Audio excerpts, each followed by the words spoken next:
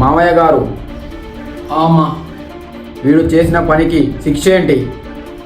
అయితే శాసనాల గ్రంథం తెప్పించండి.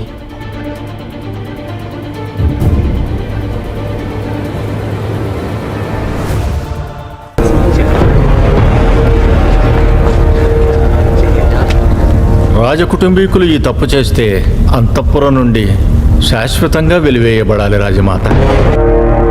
అదే అమలు పరచండి.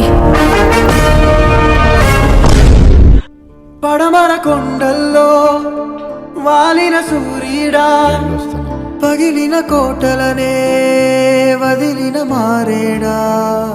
పడమర కొండల్లో వాలిన సూర్యుడా, పగిలిన కోటలనే వదిలిన మారేడా.